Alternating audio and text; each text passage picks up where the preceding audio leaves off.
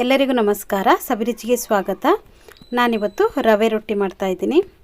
ಬೆಳಿಗ್ಗೆ ಇದನ್ನು ನಾವು ಟಿಫನ್ಗೆ ಮಾಡ್ಕೋಬೋದು. ತುಂಬಾ ಚೆನ್ನಾಗಿರುತ್ತೆ, ತುಂಬ ರುಚಿಯಾಗೂ ಕೂಡ ಇರುತ್ತೆ. ಇದನ್ನು ನಾವು ತೆಂಗಿನಕಾಯಿ ಚಟ್ನಿ ಜೊತೆ ತುಂಬಾ ಚೆನ್ನಾಗಿರುತ್ತೆ. ಬನ್ನಿ ಇದನ್ನು ಹೇಗೆ ಮಾಡೋದು ಅಂತ ನೋಡೋಣ. ಅದಕ್ಕಿಂತ ಮುಂಚೆ ನೀವು ನಮ್ಮ ಚಾನಲ್ಗೆ ಹೊಸಬರಾಗಿದ್ದರೆ ಇವಾಗಲೇ ನೀವು ಸಬ್ಸ್ಕ್ರೈಬ್ ಮಾಡಿ, ಪಕ್ಕದಲ್ಲಿರುವ ಬೆಲ್ ಐಕನನ್ನು ಕೂಡ ಪ್ರೆಸ್ ಮಾಡಿ. ಅದು ಹೇಗೆ ಮಾಡೋದು ಅಂತ ನೋಡೋಣ. ಮೊದಲೇದಾಗಿ ನಾನಿಲ್ಲಿ 1 ಕಪ್ ಆಗುವಷ್ಟು ರವೆ ತಗೊಂಡಿದ್ದೀನಿ, 1/4 ಕಪ್ ಆಗುವಷ್ಟು ಮೊಸರು ತಗೊಂಡಿದ್ದೀನಿ. ಇವಾಗೊಂದು ಮಿಕ್ಸಿಂಗ್ ಬೌಲ್ ತಗೊಳ್ಳೋಣ. ಅದಕ್ಕೆ ನಾನು ತಗೊಂಡಿರುವಂಥ ರವೆಯನ್ನೆಲ್ಲ ಹಾಕ್ಕೊಳ್ಳೋಣ. ನೀವು ಚಿರೋಟಿ ರವೆ ಆದರೂ ತಗೋಬೋದು, ಬಾಂಬೆ ರವೆ ಆದರೂ ತಗೋಬೋದು. ಇಲ್ಲಿ ನಾನು ರುಚಿಗೆ ತಕ್ಕಷ್ಟು ಉಪ್ಪನ್ನು ಕೂಡ ಸೇರಿಸ್ಕೊಳ್ತಾ ಇದ್ದೀನಿ. ಮೊಸರು ತಗೊಂಡಿದ್ದೀನಲ್ಲ ಅದನ್ನು ಕೂಡ ಇದಕ್ಕೆ ನಾನು ಸೇರಿಸ್ಕೊಳ್ತಾ ಇದ್ದೀನಿ. ಒಂದು 1/4 ಲೀಟ್ರ್ ಆಗುವಷ್ಟು ಮೊಸರು ತಗೊಂಡಿದ್ದೀನಿ. ಇವೆಲ್ಲವನ್ನು ಹಾಕ್ಕೊಂಡು, ಮೊಸರು ಉಪ್ಪು ಎಲ್ಲ ಹಾಕ್ಕೊಂಡು ಇದನ್ನು ಚೆನ್ನಾಗಿ ಕಲಸಿ ಇಟ್ಕೊಂಡ್ಬಿಡೋಣ.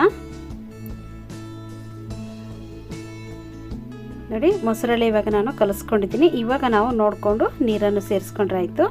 ಫಸ್ಟು ನಾವು ಮೊಸರಲ್ಲೇ ಇದನ್ನು ಕಲಿಸ್ಕೋಬೇಕು. ಇವಾಗ ನಾನು ಸ್ವಲ್ಪನೇ ನೀರನ್ನು ಹಾಕ್ಕೊಂಡು ಕಲಿಸ್ಕೊಳ್ತಾ ಇದ್ದೀನಿ.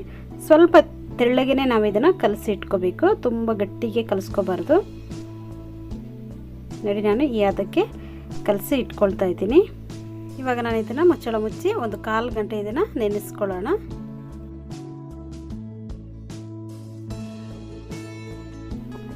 ಇಲ್ಲಿ ನಾನು ಒಂದು 5 ಹಸಿಮೆಣಸಿನ್ಕಾಯಿ ತಗೊಂಡಿದ್ದೀನಿ, ಒಂದು 2 ಈರುಳ್ಳಿಯನ್ನು ದಪ್ಪದಾಗಿ ಕಟ್ ಮಾಡಿ ಇಟ್ಕೊಂಡಿದ್ದೀನಿ. ಇವಾಗ ಒಂದು ಚಾಪರ್ ತಗೊಂಡಿದ್ದೀನಿ, ಅದಕ್ಕೆ ನಾನು ಈರುಳ್ಳಿಯನ್ನು ಹಾಕ್ಕೊಳ್ತಾ ಇದ್ದೀನಿ. ಖಾರಕ್ಕೆ ನಿಮಗೆ ಜಾಸ್ತಿ ಖಾರ ಬೇಕಂದರೆ ನೀವಿಲ್ಲಿ ಹಸಿಮೆಣಸಿನ್ಕಾಯಿನ ಜಾಸ್ತಿ ಸೇರಿಸ್ಕೋಬೋದು. ನಾನಿಲ್ಲಿ 5 ಹಸಿಮೆಣಸಿನ್ಕಾಯಿನ ಕಟ್ ಮಾಡಿ ಹಾಕ್ಕೊಳ್ತಾ ಇದ್ದೀನಿ. ಚಾಪರಲ್ಲಿ ಮಾಡಿಕೊಂಡ್ರೆ ತುಂಬಾ ಪುಡಿಯಾಗಿ ನಮಗಿಲ್ಲಿ ಈರುಳ್ಳಿ ಸಿಗುತ್ತೆ, ಅದಕ್ಕೋಸ್ಕರ ನಾನು ಚಾಪರಲ್ಲಿ ಹಾಕ್ಕೊಂಡಿದ್ದೀನಿ.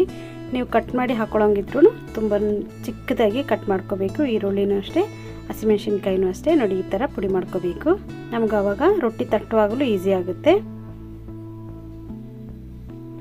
ಇವಾಗ ನೋಡಿ, ಒಂದು 1/4 ಗಂಟೆ ಆಗಿದೆ.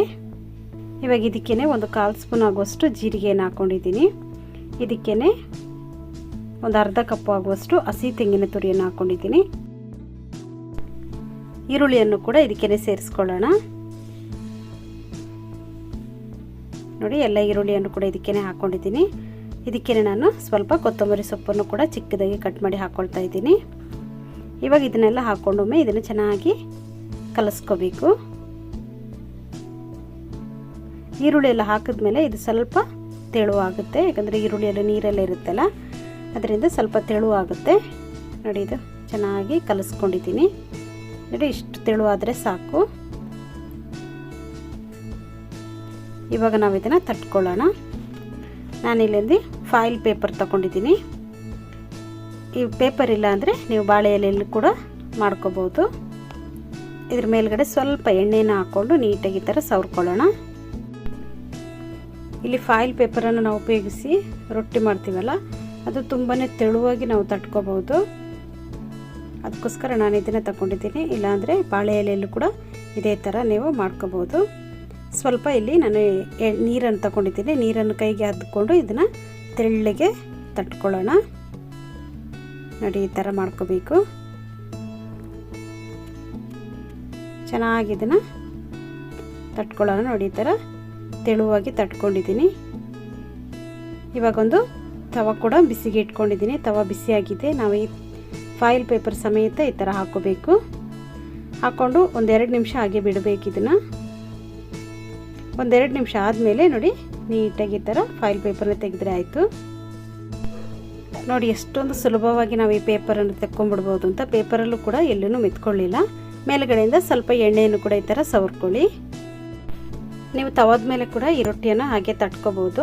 ಅಂದರೆ ಇಷ್ಟೊಂದು ತೆಳುವಾಗಿ ನಿಮಗೆ ತಡ್ಕೊಳಕ್ಕಾಗೋದಿಲ್ಲ. ಫಾಯಿಲ್ ಪೇಪರಿಂದ ಮಾಡೋದ್ರಿಂದ ತುಂಬಾ ತೆಳುವಾಗಿ ನಾವು ಮಾಡ್ಕೋಬೋದು. ಇಲ್ಲಾಂದರೆ ಬಾಳೆ ಎಲೆಯಲ್ಲೂ ಕೂಡ ಇದೇ ಥರ ನೀವು ಮಾಡಿ ಚೆನ್ನಾಗಿರುತ್ತೆ. ಈಸಿಯಾಗಿ ನಮಗೆ ರೊಟ್ಟಿಯನ್ನು ತಟ್ಕೋಬೋದು. 2 ಸೈಡು ಚೆನ್ನಾಗಿ ಈ ಥರ ಬೇಯಿಸ್ಕೊಳ್ಳೋಣ. ನೋಡಿದ್ರಲ್ಲ ಎಷ್ಟು ಈಸಿಯಾಗಿ ನಾವು ಈ ರವೆ ರೊಟ್ಟಿಯನ್ನು ಮಾಡ್ಕೊಂಡಿದ್ದೀವಿ ಅಂತ. ಈ ವಿಡಿಯೋ ನಿಮಗೆ ಇಷ್ಟ ಆದರೆ ಲೈಕ್ ಮಾಡಿ, ಶೇರ್ ಮಾಡಿ, ಸಬ್ಸ್ಕ್ರೈಬ್ ಮಾಡಿ. ವಿಡಿಯೋ ನೋಡಿದ್ದಕ್ಕಾಗಿ ಧನ್ಯವಾದಗಳು. ನಾನು ಸಬಿ.